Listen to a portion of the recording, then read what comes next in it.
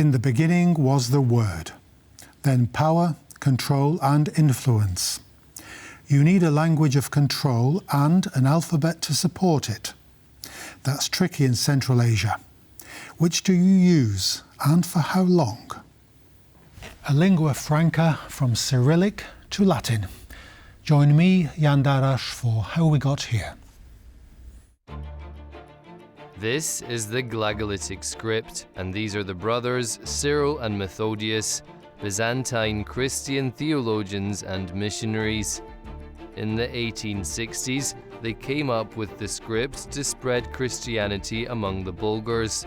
Their disciples gave the world what is known as the early Cyrillic alphabet. Although it did not seem as such, Cyrillic became the Byzantine Empire's latent hybrid weapon, a tool designed to re-engineer not just the Bulgar society, but Slavic people in general. By providing them with a custom writing system and religious texts in their own language, Byzantium strengthened its cultural and religious ties with the region, reducing Latin and Germanic influence. For his part, the Kievan Rus prince Volodymyr the Great made the script official in his princedom in 988, while also adopting Orthodox Christianity from Byzantium.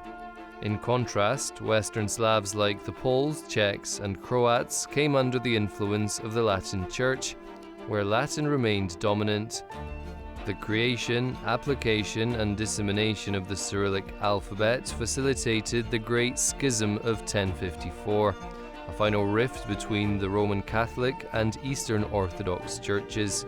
In the ages to come, Muscovy and its inheritor, the Russian Empire, would enforce Cyrillic upon subjugated peoples, particularly in Siberia, Central Asia, the Caucasus, and Eastern Europe. An example, the Russian annexation of Crimea in 1783. Already at the time, Catherine the Great began policies to weaken Crimean Tatar identity and integrate them into the Russian Empire. Under Nicholas I, Russian authorities escalated efforts to Russify the region. Crimean Tatar language and literature in Arabic script were suppressed, and Russian became the language of administration. Many Crimean Tatars fled to the Ottoman Empire to escape these policies. Following the January uprising of 1863-1864, the Russian language and the Cyrillic script were forcefully taught to Poles in the Russian partition of Poland's territory. Once the Romanovs were deposed and the red banner flew above the Kremlin, Stalin banned the Latin script and forced the Crimean Tatar into Cyrillic, cutting them off from their historical and cultural connections to Turkey and the broader Turkic world. Between 1938 and 1941, the Soviet government rapidly converted over 60 languages from Latin to Cyrillic. This was also because it was easier for Russian authorities to monitor publications and education in languages written in a script familiar to Russian administrators. The trend continued until the fall of the USSR in 1991.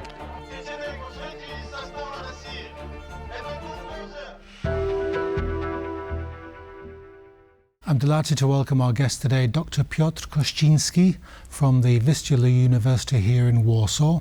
He's the author and a journalist and the author of many works on the former Soviet republics of Central Asia. Welcome to the programme.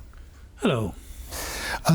We saw in the clip two grand themes, one of which was the fault line in European history between the Cyrillic alphabet and the Latin alphabet. So these are two Slavonic languages. They understood to each other, but they differ in the spelling. What does that say about the power of Europe at the moment, or Europe of that time? And what does that say about the power in Central Asia, in the Central Asian republics, where you had the same fight between alphabets and languages? Well, it's a question of history, not only history, also politics of today. And as for history, there was always a kind of fight between Latin and Cyrillic alphabets. mainly because of political reasons. For Russia, use of Russian language was extremely important. Language was a tool of domination, Russian domination over different nations in Imperial Russia, later on, in Soviet Union. For those nations, also for Poles, before we gained independence, this was also very important. Polish with Latin alphabet, it was something we wanted to have. In Central Asia, situation was rather different because most of the Central Asian nations, these are Turkish nations, except Tajiks, which are a Persian nation. The Turkish nations, they for a very long time used Arabic alphabet because of Quran. And also Arabic alphabet was used in Turkey. So it was something normal for peoples in Central Asia to use Arabic, even if probably it was somehow difficult for them. And was this alphabet, like the Russian alphabet, spread by conquest or centuries adoption of? Rather the centuries adoption of it. Mm-hmm. And because of the spread of Islam, I mean, really all Central Asian nations are Muslim, predominantly Muslim. If there are Christian Orthodox, these are Russians. If there are, for example, Catholics or Protestants, they are usually foreigners. We're talking about the transition from Cyrillic to Latin later on in the program. But how was this managed by the Russian authorities when they transitioned from the Arabic alphabet to the Cyrillic alphabet? First of all, Soviet Union, when it conquered also Central Asia, the Soviet authorities decided that they have to make a change. Arabic alphabet was seen as really very religious one because, yes, it was somehow connected to Quran. So the first idea was to switch the alphabet from Arabic to Latin. And they've done it. There was a special policy at that time, so-called Koreanization, or coming back to the roots, which meant that nations, ethnic groups should use their own language, but the use of their own language was to help Soviets, was to help the Communist Party to get to those nations, to those ethnic groups. So when you said they could use their own language, they could use their own language, but with the Arabic alphabet? So they decided to switch from Arabic to Latin. But it was just a few years before they again made a big change to switch everything to Cyrillic. It was also because of a change of the whole policy, coming away from this Koreanizacja idea, from this idea of coming back to the roots, and Russification, it means dominance of Russian language, became also important. And can we say in a general way how this was seen by the elites? Was it adopted with a degree of enthusiasm by elites, the intellectuals, the politically activists, because Russia was this communist country that was promising a new vision of the world? First of all, I think that elites, especially at the beginning, were really happy because they had a possibility, very different from this from the Tsarist times before World War I, to use their language freely, to use Uzbek language, to use Kazakh language, other languages. And this was something really good. But as I've said, it quickly changed because Moscow decided that Russian language should be most important. And very quickly they decided to change Latin alphabet to Cyrillic, which was really very complicated for those nations because they had to switch first from Arabic to Latin and then very quickly from Latin to Cyrillic. I think this was really a mess, but well, Soviet Union had enough forces, possibilities to enforce that. To enforce that. And this was the teaching was done by Russians or assimilated Central Asians. What was the policy there? Well, I think that there were two ways to do it. Local teachers were teaching local languages, but Russians were teaching Russian. Russian became more and more important because everyone in Soviet Union had to know Russian. Well, also, to give you an example, at railway stations, everything was in Russian, not in local languages. Later on at the airports, the situation was the same. And, well, when Cyrillic became really the only alphabet used for someone coming from the West, well, it was hard to understand anything because it doesn't matter if it was in Russian or Uzbek language, it was in Cyrillic. Yes. We'll go forward in time now and have a look at a short clip about the changes post-Soviet, in the post-Soviet era. It's December 26th, 1991, and the Soviet Union is gone. So its former Turkic-speaking republics, Azerbaijan, Turkmenistan, Kazakhstan and Uzbekistan, decide to do away with Cyrillic and move to the Latin alphabet. Only Kyrgyzstan and Tajikistan hesitate. The switch materialized the fastest in Azerbaijan. In late June 2001, President Heydar Aliyev issued a decree ordering the final abandonment of Cyrillic.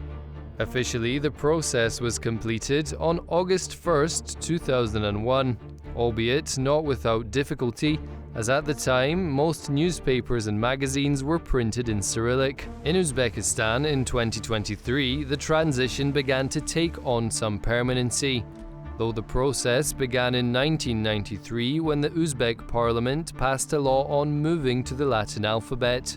The goal was to accelerate the republic's development and to further distance the country from Russia and its influence. While Uzbek media still write in Cyrillic, about 2/3 of the population, mainly younger generations, prefers Latin, while almost all young people read and write in both scripts. It is very likely that as those generations grow, so will the demand for the Latin script. In Kazakhstan, the switch is ongoing. Announced in 2017, the transition has seen several revisions to the proposed Latin script to accurately represent Kazakh phonology. The latest version, introduced in 2021, aligns closely with the common Turkic alphabet and is set for gradual implementation, with completion expected by 2031. Meanwhile, although Ukraine's consideration of transitioning into the Latin script has not been put forward in any legislative document, former defense aide Oleksiy Danilov stated in 2021 that Ukraine should switch to Latin script and abandon Russian language education. But the Russian Empire's 19th century policies, such as the M-Sukaz that banned the printing of Ukrainian books in any script other than Cyrillic, and the Stalinist enforcement of Cyrillic effectively have rendered a switch difficult. This linguistic rebellion against Cyrillic and the Russian language seems to be not just in the Central Asian republics, but also in Eastern Europe. Is that a natural reaction to the repressions and the Russification of the early 20th century and the post-Soviet model of politics? In Central Asia, yes. We have to understand that Russification, it means predominance of the Russian language, was really strong, and the results were very difficult in all former Soviet republics, not talking about Russia, obviously. So if they wanted to differ from Russia, if they wanted to keep their identity, national identity, it was really important to do something with the language. And it was something natural, from my point of view, to decide to switch from Cyrillic to Latin, but it was difficult. We've seen in the table there the efforts to Latinize a Turkic language, just as the Poles and the Czechs and the Lithuanians and the Belarusians wanted their own version of an East European language. What is to be gained by the introducing of the English, and what can be lost by losing or jettisoning Russian? Well, first of all, I think that Russian will be present there. There is some Russian minority in all those countries. So you can't simply skip Russian. Yeah. It will be used more or less, but those countries will really be stronger from the point of view of their independence. They have big neighbors, two big neighbors. One is Russia, which always tried to conquer it, and with unfortunately very good results. The second is China, which is not trying to conquer them, but is very important from economic point of view and have very big influence. They're trying to be somewhere between them and to find their own way to go somewhere. Well, we have seen that two countries decided not to switch to Latin. Tajikistan, well, these are really Persian. This is really a Persian nation. In Kyrgyzstan, the situation is slightly different because I think that Russification was really stronger there, and the president said that the first thing which should be done is that the Kyrgyz people should first of all know Kyrgyz language. Then they can perhaps think about switching to Cyrillic. When we speak about Eastern Europe, Ukrainians, they don't talk about switching to Latin. Belarusian opposition, let's not talk about President Lukashenko.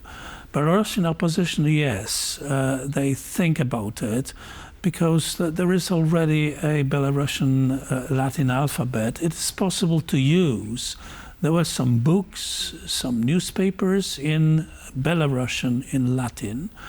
But if this ever happens, it will be also very, very complicated and difficult, first of all, because of Russian minority. Yes.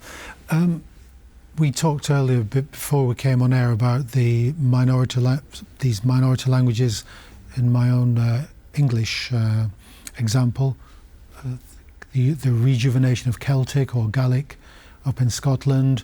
Welsh is bilingual now in Wales, not in England.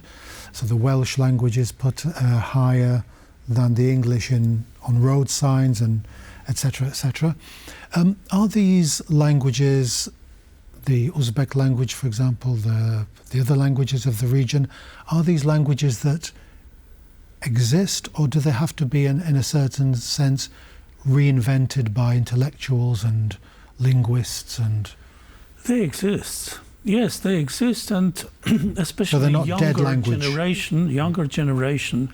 For them, Uzbek language, for example, is the first language. Russian might be the second. Perhaps English will be the second. Yes. This is like a change in Ukraine. You know, my friend from the city of Berdychev in central Ukraine, where is, by the way, a quite big Polish population, Polish ethnic population. She's a teacher. She told me that when she was young, Russian was her first language.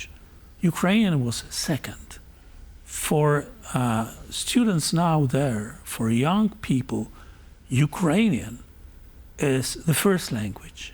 Russian is a foreign language, not their own language. The same thing might happen in Central Asia. Kazakh, Uzbek, any other language in each country is there, it will be their own language. Russian, yes, will be probably used, but it will be second. When we talked about the Russification of the area and the language, the republics want a return to English. Does this mean a triumph for the West, or do you fear that via the linguistic adoption of Latin and of the Western alphabet, do you feel there's a danger of a dilution of the Uzbek, the native languages, the Kyrgyz? I don't think so. First of all, they need to be strengthened, and this is what the authorities are doing there. Without strengthening their languages, without learning in those languages, we might have a situation in 2-3 generations that they will simply, be like I don't know, Gaelic or any other small local language. Now the situation is really changed. And we have to remember that from Europe, we see Central Asia as something far away and we don't know much about it. But those countries are really strong economically and they are doing quite well. The good example is Uzbekistan, with very good economic situation and development. Kazakhstan also not bad, so we have to think about those countries, not about there's something temporary with problems of their own identity. No, they know who they are, they know where to go. Yes, I suppose what we must always bear in mind linguistically, that language differs from the alphabet that we use to express ourselves. But Dr. Kościński, thank you very much for coming onto the programme. Thank you. So that's it. That's all we have time for today. Join us next time, 21:35.